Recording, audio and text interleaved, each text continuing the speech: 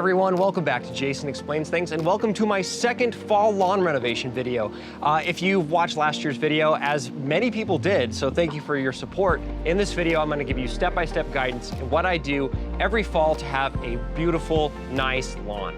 A lot of the steps covered in my last video are also going to be in this one, but we're going to do everything a little bit differently. I've learned a lot in the past couple years. Also, because of some health issues, as you can see, I'm wearing a back brace. I'll be wearing this thing the entire time I'm shooting. So I'm going to be doing things a little bit differently and using some new equipment to protect myself so that I can finish this project.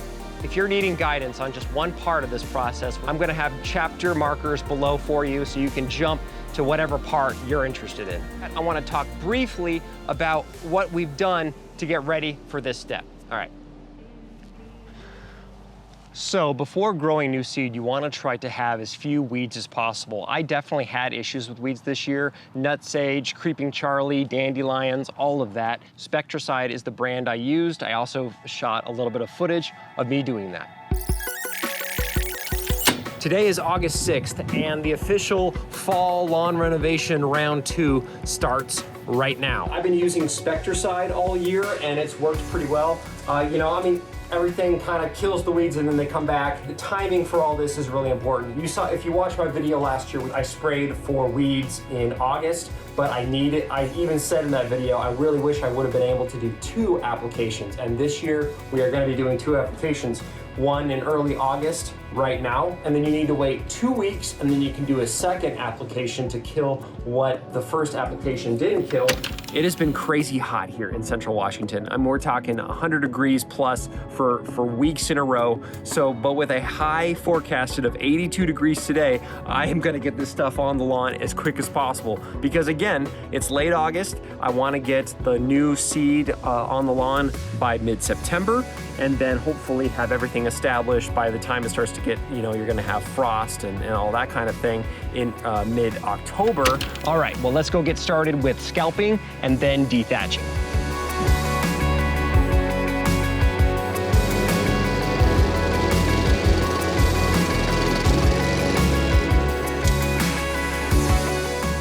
This will reveal all the bare spots that you're gonna need to top dress. That way, also just dethatching, all those other steps are gonna work so much better. You're gonna be able to get at the soil so that the seeds are gonna germinate easier.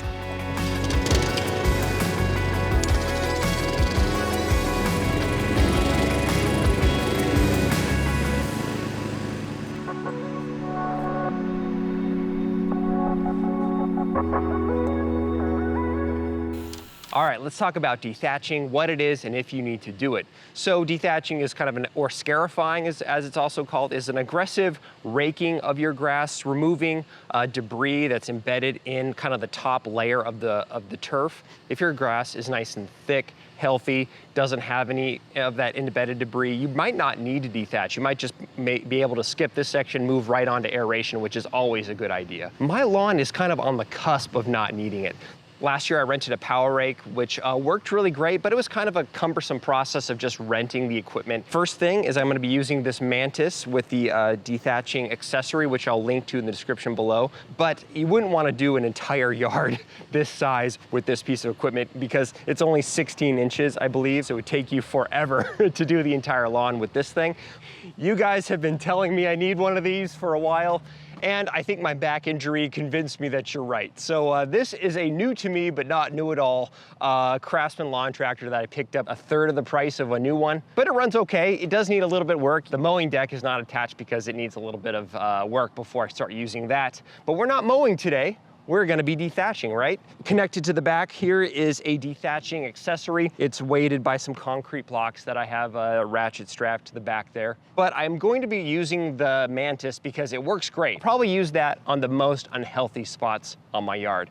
All right, what do you say we get this beast started?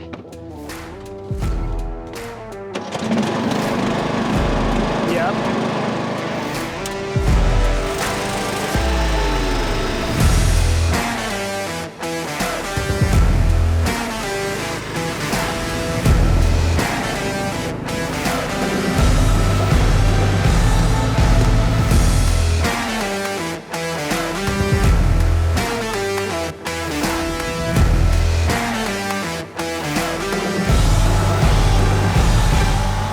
the way you're supposed to do that. That's awesome.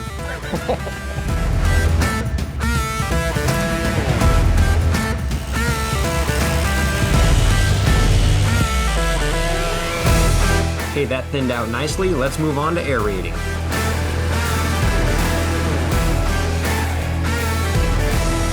All right, so aerating your yard. Really important thing to do in the spring or the fall, or both. Core aeration is when you use a machine like this or the machines you rent that takes out a core or a little dog turd shaped plug. All those little holes allow nutrients, seeds, moisture, air to penetrate your soil here and make everything much more healthy. This attachment works very similar to the dethatching attachment, except for the fact that it needs a whole lot more weight. So let's go ahead and get started aerating the backyard.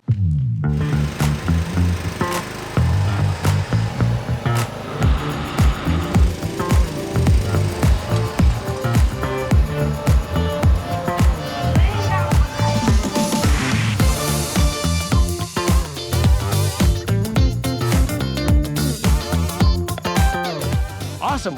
Well, that machine worked great, just as good as the big machine that you rent, so good job, tractor. A question I've gotten a lot on my past lawn care videos that cover aeration. People ask, do you just leave these on the lawn or do you sweep them up? I just leave them. They break up really quickly. Usually within a week or two, they are completely gone. Okay, one more fairly difficult step in the lawn renovation, and that is the top dressing leveling task. So top dressing is just essentially applying a nice thin layer, usually a 1/4 inch thick, topsoil on top of your existing grass to help germinate new seed in unhealthy areas, bare areas, that kind of thing. If you have uneven or low spots in your grass, then we're gonna have to apply a thicker layer, and we're gonna be definitely doing that in a few spots today. The soil you're gonna wanna use will be a topsoil blend. You can buy that in bags at a big box store, or like I did, you can buy it by the cubic yard at your local nursery, which is definitely a nice cost-effective way to do that. So my plan for today, I'm gonna start on the far side, on the west side of the lawn where the hedges are, and gonna work my way back towards the side on the street. All right, that's it, let's go.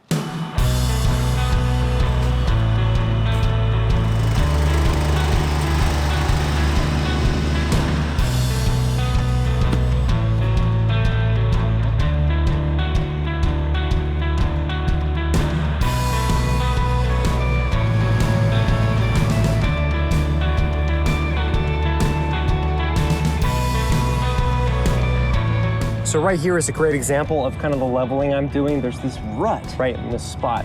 So I'm just going to be giving a nice thick layer to try to fill this in. Okay, that is looking awesome. And a little bit of a hole right here. Fill this area in too. Probably the area I'm going to use the most amount of topsoil is right here. I'm going to kind of dome this entire spot. That has always been unhealthy. No matter what I do, it stinks. So we're just going to we're gonna bury it. Well, the top dressing and a little bit of leveling is all done now. Just in the nick of time too, because my back is killing me. So I'm happy to move on to some easier steps. So before you here, we got my 2 broadcast spreaders, and then here is the seed I'm gonna be using this year. If you watched my video last year, you'll probably recognize this because I used that seed that time as well. If you're gonna commit to renovating your grass, try to use the same seed year over year. This stuff is from Coastal. It is high desert lawn mix. It's a mix of red fescue and perennial ryegrass. It's worked really well, and I also really like it. It has this really bright green color that looks really good. For spreaders, this is my old Scott's broadcast spreader. I've had this for many years. I hang on to it because it has the edge guard thing. So if you're spreading seed along, along the edge of where the bark and everything is, it is handy for that, and that's the only reason why I've held on to it. But this summer, I picked up this much nicer broadcast spreader from Earthway. I would sometimes struggle, especially with fertilizer, using this one. I would see kind of like blotches and stuff where, oh, looks like it added too much right there or not enough over here. I have not had issues with that with this. But first, I'm gonna start with using the Scotts around the corners, and then we'll switch to the Earthway. All right, let's go.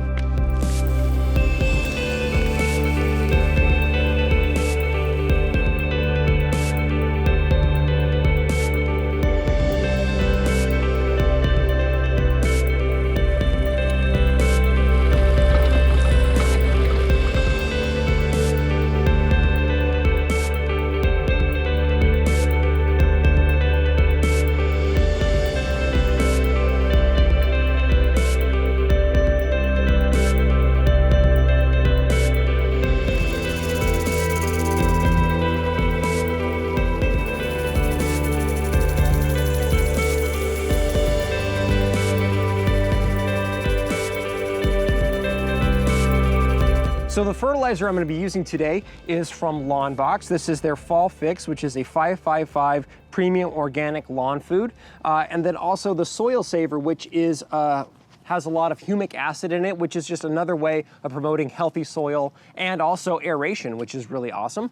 I started using Lawn Box fertilizer back in the summer. Also, by the way, Lawn Box is not a sponsor of me or this channel or no money changed hands, but they did send me this stuff to try. So far it's worked great. But this is my first time using it in the fall. Oh, and both these things, just so you know, you can get the Fall Fix and the Soil Saver on your shrubs or other plants, and it will not harm them. It will not hurt any other plants or animals or people. So that is awesome. Let's get going.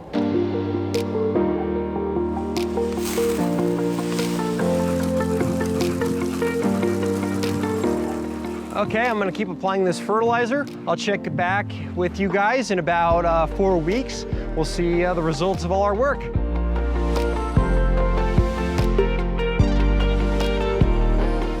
Hey everybody, 1 month later. Well, what do you think? I'll tell you what I think. I'm pleased.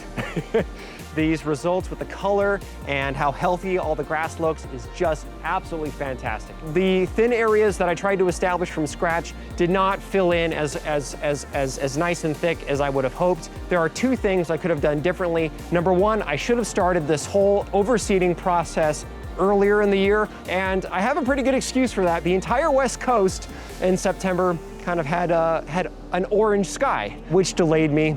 And number 2 is for the topsoil. I would mix in some compost with that topsoil to have some more nutrients in that soil. Hey, but that's what spring 2021 is for, and you guys are definitely gonna want to subscribe and turn on notifications because I have a lot of awesome lawn and garden videos planned. Establishing a large garden along that back white fence there. I'm not gonna promise I'm gonna get to this because I said I'd do this last year, but I still want to establish a new front lawn. I still have rock landscaping in the front yard, and I still hate it, and so I will get to it at some point. Go ahead and like and share and do all those things and leave comments because that helps YouTube say, oh, we'll show a few more people this Jason guy's videos. Until next time, don't forget to do it yourself. That's my catchphrase, in case you didn't know. All right, bye.